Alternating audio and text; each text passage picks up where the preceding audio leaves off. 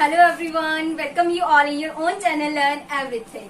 सो ਅਸੀਂ ਕਰ ਰਹੇ ਸੀ ਪ੍ਰੋਬੇਬਿਲਿਟੀ। ਨੈਕਸਟ ਮੈਂ ਤੁਹਾਨੂੰ ਕੁਝ ਇੰਪੋਰਟੈਂਟ ਕੁਐਸਚਨ ਕਰਵਾਵਾਂਗੀ ਪ੍ਰੋਬੇਬਿਲਿਟੀ ਦੇ, ਇਹਦੇ ਵਿੱਚ ਤੁਹਾਡੇ ਕੁਝ ਕਨਸੈਪਟ ਕਲੀਅਰ ਹੋਣਗੇ। ਠੀਕ ਹੈ, ਸੋ ਇਹਨਾਂ ਨੂੰ ਕਰਨ ਦਾ ਵੀ ਇਹੀ ਰਹਿੰਦਾ ਹੈ। ਸੋ ਦੇਖਦੇ ਹਾਂ। 3 cards are drawn successively without replacement from a pack of 52 well shuffled cards।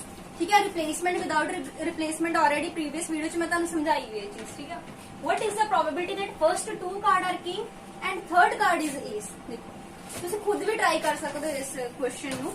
ठीक है, मैं तुहानू 2 जेडे कार्ड ओदे बारे करवा देता है कि कोई जो रैंडमली तुसी चीजें सिलेक्ट कर दी सी तीना वाला। ठीक है, वो देखते हैं। सो तुहानू पता 52 कार्ड्स हुंदे ने। गल हो रही है इहदे विच कि ਅਸੀਂ 3 कार्ड्स ड्रॉ करने हैं, 3 कार्ड ड्रॉ करने हैं ते करने हैं विदाउट रिप्लेसमेंट। तो मैं तुहानू ये चीज समझा चुकी विदाउट रिप्लेसमेंट का मतलब की होगा कि एक बार जिहड़ी चीज तुसी रिप्लेस कर ली आ, ठीक है, वो हुण बाहर आ। ठीक है, हुण तुसी ओनू मतलब ले लिया, रिप्लेस किसी होर कार्ड नाल रिप्लेस नहीं कर सकते। ठीक है, वो बाहर। ठीक है, without replacement. What is the probability that first 2 card, जिहड़ा पहला कार्ड है वो भी किंग होवे, सैकेंड कार्ड भी किंग होवे, जेड़ा थर्ड कार्ड आ वो मेरे को एस हो। अच्छा ठीक है, किन्ने टोटल किंग हुंदे किन्ने साडे कोल टोटल जेड़े आ जेड़ी ये पूरी डेक हुंदा आ 52 कार्ड दा किंग हुंदे किन्ने 4 किंग्स हुंदे आ। ठीक है, 4 ही एस हुंदियां। पहला टोटल दा प्रोबेबिलिटी पता है तुहानू 52 1 किंग किन्ने चारां च कोई भी किंग आ सकदा। ਹੁਣ ਇਹ ਤਾਂ ਇੱਕ ਕਾਰਡ ਬਾਹਰ ਨਿਕਲ ਗਿਆ, ਕਿੰਨੇ ਕਾਰਡ ਬਚ ਗਏ ਪਿੱਛੇ, ਇੱਕ ਕਿੰਗ ਬਾਹਰ ਕੱਢ ਲਿਆ। ਕਿੰਗ ਇੱਥੇ ਕਿੰਨੇ ਰਹਿ ਗਏ ਹੋਣਗੇ 3 ਤੇ ਟੋਟਲ ਕਾਰਡ ਕਿੰਨੇ ਰਹਿ ਗਏ ਸਾਡੇ ਕੋਲ 51। ਹੁਣ ਮੈਂ ਅਗਲਾ ਜਿਹੜਾ ਐਂਡ ਦੂਸਰਾ ਕੀ ਹੋਵੇ ਕਹਿੰਦਾ ਕਿੰਗ, ਹੁਣ ਕਿੰਨਿਆਂ ਚੋਂ ਆਏਗਾ ਤਿੰਨਾਂ ਚੋਂ, ਕਿਸੇ ਰਿਪਲੇਸਮੈਂਟ ਨਹੀਂ ਕਰਨੀ ਹੈਗੀ, ਕਿੰਨਿਆਂ ਚੋਂ ਆਏਗਾ 51। ਇੱਕ ਹੋਰ ਕਿੰਗ ਕਰ ਲਿਆ ਤੇ ਕਿੰਗ ਕਿੰਨੇ ਰਹਿ ਗਏ 2, ਯਾਨੀ ਓਵਰਆਲ ਕਾਰਡ ਵੀ ਕਿੰਨੇ ਰਹਿ ਗਏ 50। ਹੁਣ ਮੈਂ ਕਰਨੀ ਹੈ ਤੀਸਰੀ ਏਸ ਤਾਂ ਮੈਂ ਚਾਰਾਂ ਚੋਂ ਕੋਈ ਵੀ ਕਰ ਸਕਦੀ ਹਾਂ, ਬਟ ਟੋਟਲ ਕਾਰਡ ਕਿੰਨੇ ਰਹਿ ਗਏ 50। ਬਸ ਇਹ ਚੀਜ਼ ਤੁਸੀਂ ਸਮਝਣੀ ਹੈ ਰਿਪਲੇਸਮੈਂਟ ਵਿਦਾਊਟ ਰਿਪਲੇਸਮੈਂਟ ਦੇ ਕੇਸ ਚ ਕੀ ਹੁੰਦਾ कि जो गल आ गई विदाउट रिप्लेसमेंट आ चीज बनाई जाओ, एक कार्ड गया टोटल चो 1 घटा दो, एक कार्ड और गया टोटल चो 1 घटा दो। एदा तुहानू जिन्ने मर्जी कार्ड्स दा पुछ लवे।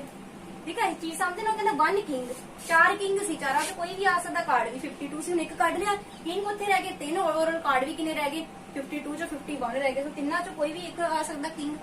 तीसरा कार्ड कढनी एस सी, एस तो चार ही अंदर पईयां, चारों चो मैं कोई भी एस कढ सकदी हां ते कार्ड किन्ने रह गए मेरे तो 52, क्योंकि एक मैं किंग पहला दो किंग कढ चुकी 52 चो। सो ये आंसर हो जाएगा। Next question is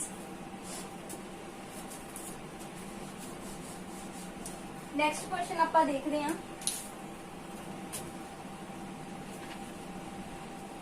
A bag contain 5 white, 7 red and 4 black balls। 5 white balls हैगियां ने, 7 red balls हैगियां ने ते 4 साडे कोल black balls है। If 4 balls are drawn one by one with replacement, ਹੁਣ ਰਿਪਲੇਸਮੈਂਟ ਕਰ ਸਕਦੇ ਹਾਂ। What is the probability that none of the is white, मतलब ਅਸੀਂ प्रोबेबिलिटी पर ਇੱਥੇ ਪਤਾ ਕੀ ਕਰਨੀ, ਕੋਈ ਵੀ ਵਾਈਟ ਬਾਲ ਜਿਹੜੀ ਨਾ ਹੋਵੇ। ਤੇ ਤੁਹਾਨੂੰ ਮੈਂ ਸ਼ੁਰੂ ਤੋਂ ਇਹ ਸਮਝਾਈ ਚੀਜ਼ ਕਿ ਨਾ ਹੋਣ ਦੀ ਕੰਡੀਸ਼ਨ ਲਈ ਤੁਸੀਂ ਹੋਣ ਦੀ ਯਾਦ ਰੱਖਣੀ, ਨਾ ਹੋਣ ਦੀ ਲਈ 1 ਚੋਂ ਮਾਈਨਸ ਕਰ ਦੇਣਾ। ਠੀਕ ਹੈ, ਉਹਨੇ ਕਿਹਾ ਕਿ ਮੈਂ 1 by 1 ਕਰਕੇ ਨਾ 4 ਬਾਲਸ ਕੱਢਣੀਆਂ, ਬਟ ਕੰਡੀਸ਼ਨ ਹੈ ਕਿ ਚਾਰਾਂ ਚੋਂ ਇੱਕ ਵੀ ਮੇਰੇ ਕੋਲ ਵਾਈਟ ਬਾਲ ਨਹੀਂ ਹੋਣੀ ਚਾਹੀਦੀ। ਠੀਕ ਹੈ, ਸੋ 1 2 3 4 4 ਬਾਲਸ ਕੱਢਣੀਆਂ। ਠੀਕ ਹੈ, मैं ਤੇ ਰਿਪਲੇਸਮੈਂਟ ਮੈਂ ਕਰ ਸਕਦੀ ਹਾਂ ਵਿਦ ਰਿਪਲੇਸਮੈਂਟ। ਟੋਟਲ ਬਾਲਸ ਕਿੰਨੀਆਂ ਹੈਗੀਆਂ ਨੇ ਸਾਡੇ ਕੋਲ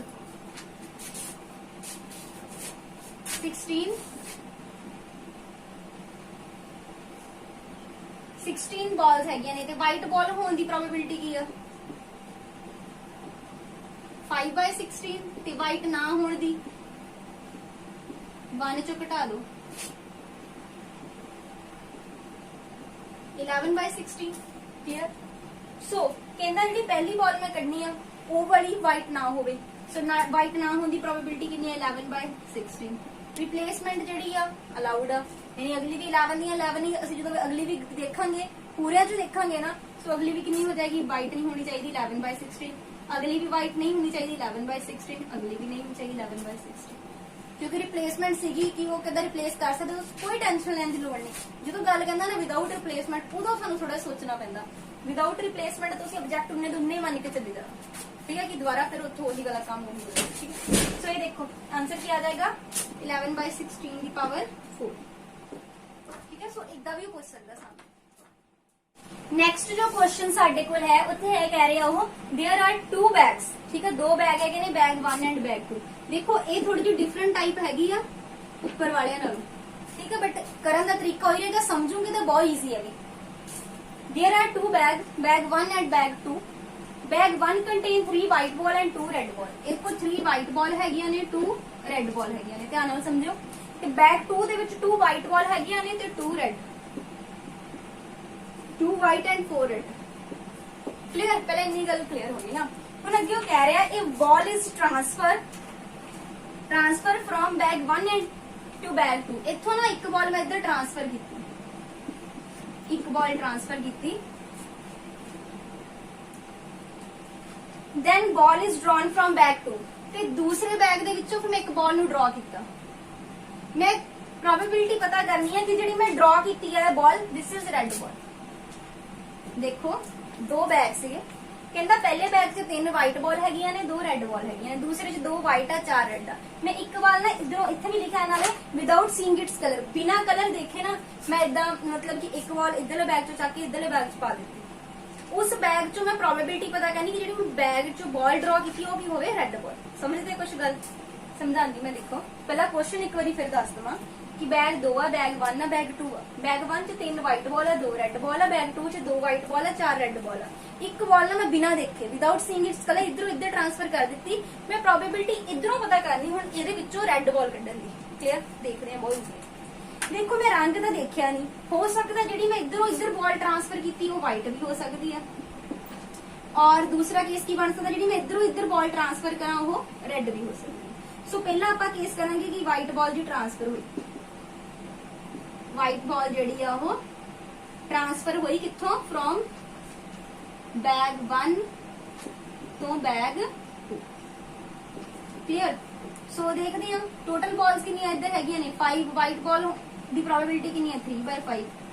कितना इजीली सीधे ना इधरों व्हाइट बॉल जी आ ओदी प्रोबेबिलिटी कितनी होएगी 3 टोटल बॉल्स कितनी है 5। सो इधर होगी ट्रांसफर।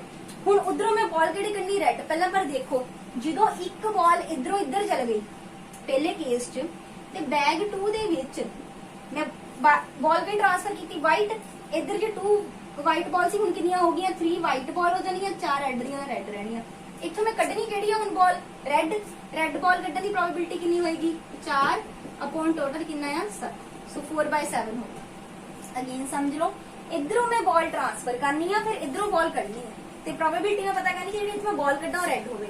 मैंने हुण कलर नहीं देखा उन्हें तो मेरे को 2 केस आ कि मैं व्हाइट बॉल भी ट्रांसफर कर सकती रेड भी। ये हुंदे कंपाउंड इवेंट। देखो एक तो बाद एक, ठीक है, साइमल्टेनियसली हो रहा कि इधरों बॉल कड्ढी इधर सॉरी इधर ट्रांसफर की उधरों बॉल रेड कड्ढ दी, फिर ओदी प्रोबेबिलिटी। कंपाउंड इवेंट च की करते हैं आपां कि प्रोबेबिलिटी इत्थे कंपाउंड इवेंट दी आपां लिख लेंगे कितनी हो गई कि मैं इधरों पहला व्हाइट बॉल कड्ढी 3/5 एंड इधरों सॉरी ट्रांसफर की एंड इधरों ड्रॉ कर ली 4/7। सो आ गया 12/35। सो पहला केस व्हाइट दा व्हाइट इधर ट्रांसफर करके इधरों रेड ड्रॉ करन दी जिहड़ी आ गई 12/35। एक बार तुहानू कांसेप्ट क्लियर हो गया ना, तुहानू ये सब क्वेश्चन नहीं लगने, बहुत इजी हुंदे आ।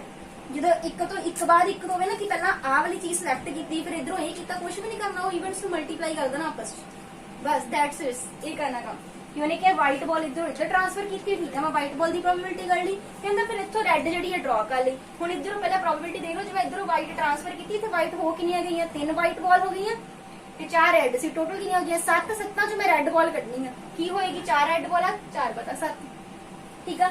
सो पहला पूरा जो एक प्रोसीजर होया ओदी आ गई 12/35 की रेड बॉल जे इधरों व्हाइट ट्रांसफर होंदी है तां रेड बॉल कड्ढण दी प्रोबेबिलिटी कितनी है 12/35। So clear. नेक्स्ट की आ कि जरूरी थोड़ा व्हाइट ने कलर तो देखा नहीं, हो सकता इधर इधर बॉल जी ट्रांसफर ही रेड हुई होवे। सो जे रेड बॉल ट्रांसफर होंगी है, केस हैगा रेड बॉल ट्रांसफर हुई फ्रॉम बैग 1 टू बैग कि बैग 1 तो बैग 2 ਦੇ ਵਿੱਚ ਕਿਹੜੀ ਬਾਲ ट्रांसफर हुई रेड। ध्यान ਨਾਲ सुनियो, इत्थों मैं रेड बॉल ट्रांसफर करनी, पहला इत्थों पहले मैं इत्थों रेड बॉल कड्डूंगी, कितनी प्रोबेबिलिटी हो सकती है 2/5 कितनी होगी 2/5। हुण जो इधर रेड बॉल ट्रांसफर करती इधर भेजती इधर रेड बॉल कितनी हो गई होंगियां 5, टोटल बॉल 7 हो गई पर 5 रेड बॉल कितनी हो गई 5। समझते इस चीज को? ठीक है। सो इत्थों हुण मैं रेड बॉल कड्डनी है, की प्रोबेबिलिटी हो सकती है 5/7। 5 रेड बॉल दोनों एक 5 रेड बॉल करनी है। देखो जिन्होंने 5/7 का भुलेखा जिदा भी है ना, देखो टोटल 7 बॉल आ, एक बॉल करनी ऊपर फेवरेबल मैं चाहनी रेड हो गई, नीचे की आएगा टोटल बॉल तो एक ही करनी है, जो तुम करोगे 5/7 ही आ जाना। गल सिलेक्शन की गल कंबीनेशन वाली इतने हो रही है, ठीक है। सो मैं नहीं बार बार वो चीज कर दी कि हम कॉन्सैप्ट क्लीयर हो गया है।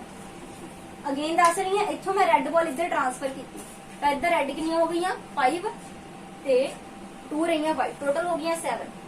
इत्थों रेड बॉल पहला जो मैं ट्रांसफर करनी कढ़ के ट्रांसफर करूंगी, इधरों रेड बॉल की कढ़न की प्रोबेबिलिटी होगी 2/5, फिर मैं इधर ट्रांसफर कर दी तो इधरों रेड बॉल कढ़ी 5/7। समझते? सो इतने भी कंपाउंड इवेंट क्योंकि साइमल्टेनियस ना इधरों इधर ट्रांसफर की फिर उतो रेड कढ़ी, सो कंपाउंड इवेंट की प्रोबेबिलिटी की हो गई, कंपाउंड इवेंट की प्रोबेबिलिटी की हो गई 2/5 इंटू 5/7 यानी 10/35। इतने तक क्लियर है तुहानू? ठीक है।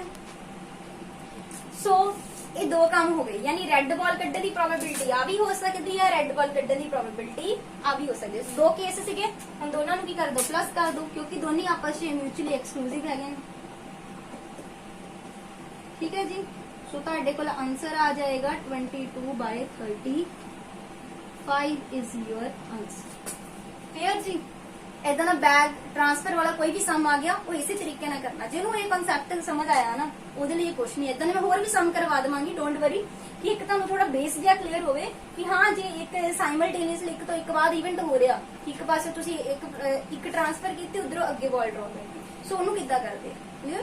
सो इस कॉन्सैप्ट ਨੂੰ समझना है, क्वेश्चंस इंपॉर्टेंट है कि नहीं, मैं होर क्वेश्चन प्रैक्टिस करवा देवांगी, प्रोबेबिलिटी साडा वधिया तरह हो जाएगा। जे तुहानू वीडियो पसंद आई लाइक एंड कमेंट जरूर करो। Thanks for watching the video.